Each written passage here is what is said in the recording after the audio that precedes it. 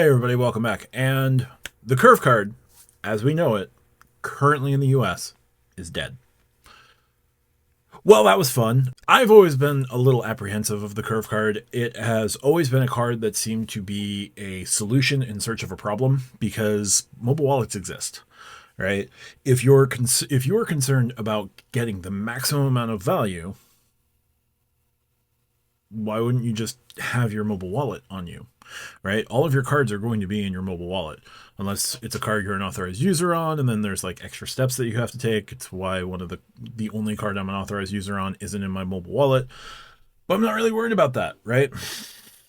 So Curve, if you don't remember, Curve was a card that was billed as one card to rule them all, one card to kind of fix everything. You would only swipe the Curve card, and you could move the charge to another card. So if you're out at dining establishment and dining happens to be 7 times points on the Chase Freedom Flex, you could swipe the curve card and then move the charge over to the Freedom Flex. Fairly simple concept, and they wanted this to work across, it was a MasterCard that was issued, but they wanted you to link Visa cards and American Express cards and things like that. And I think with their new implementation, they might be able to do that, but we'll talk about that in a bit. So you could move your charge from your curve card to another card. And if things didn't work with that card, you could then move it again and possibly get double the point. Not necessarily double the points because you have the charge refunded. So you swiped once, you got to move around your charges. And Curve had a feature called Go Back in Time, which would allow you to move charges backwards on a specific card. When this was first kind of shown in the YouTube world by Calby, shout out to Calby, it was a great way to kind of hack Built. Then Built caught on to this, and Built broke it because Built was losing money. And while Curve has said that everybody got a fair share of the interchange fees, I have a hard time believing it because Built wouldn't have broken it the way that Built broke it if Built wasn't getting what Built thought they needed to get. So interchange fees, usually when you swipe a card, the merchant has to pay a certain amount to the payment processing network, and then the issuing bank will get a portion of the interchange fee, and the payment network will get a portion of the interchange fee, and the fintech will also get a portion of the interchange fee. So if Curve was refunding Built the interchange fee from what Curve got, Curve would need to make 3 times more money in order to pay off Built because they're only getting maybe a third of the interchange fee, right? The math just didn't really math to me. And it still probably won't. So Curve has announced the end of their beta program here in the US. There's still a standing wait list, and Curve sent out emails to customers today highlighting that the Curve card that they have currently is going to basically stop working on July 8th. And to look forward to the announcement of a Curve wallet and a new Curve card in the future. Curve wallet is basically going to be a mobile wallet. It's going to be an app. You're going to upload whatever cards, and I'm sure there's going to be a way to make charge X go to card Y. Why, I don't know. Like, I still don't understand the value proposition of Curve because mobile wallets, I just pull open the card that I need to use when I use Apple Pay. I don't have a card that's specifically mobile wallet category, right? I'm not getting if I'm getting additional cash back from Curve, am I getting so much cash back from Curve that incentivizes me to use the Curve card first to lock down that cash back before getting reward points, miles, and dollars?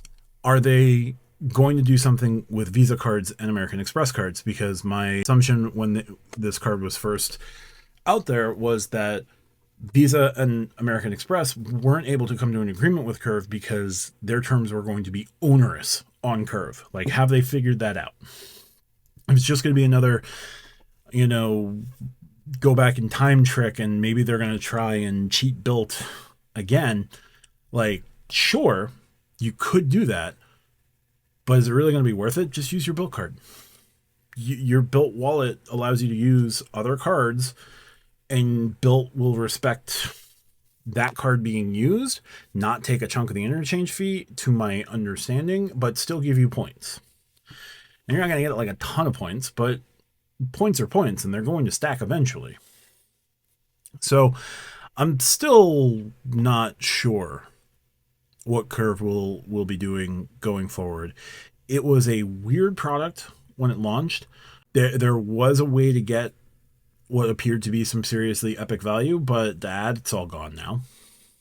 So are they going to try to do the same thing? Are they going to play better with mobile wallets? Why would I use the Curve mobile wallet as opposed to my Apple Pay, where if I use my Apple Card in my Apple Pay, that goes to my Apple Savings account. That's all done and easy. If I use my Sapphire Reserve in Apple Pay, as long as I'm doing it at like a dining location or a fast food place, I'm going to get my 3 times points directly to me. I don't need to filter them through another mobile wallet. If I'm, using my Wells Fargo Autograph or using and these are all Visa cards, right?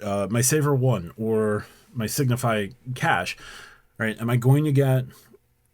If I'm just going to end up getting the same rewards, like, what are you putting on top of that, right? Are you coming in with like an easy to implement Rakuten type system? Are you coming in with a top cash back system? Are you going to have relationships with with the merchants to make that plausible?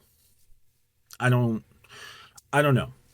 What I do know is that the Curve beta is currently dead.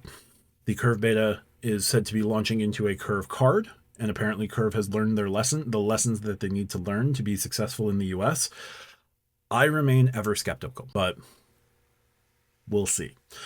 So I'm going to be following up on this, I'm sure. I will try to be impartial when the launch and the Curve wallet launches. Maybe it's something cool.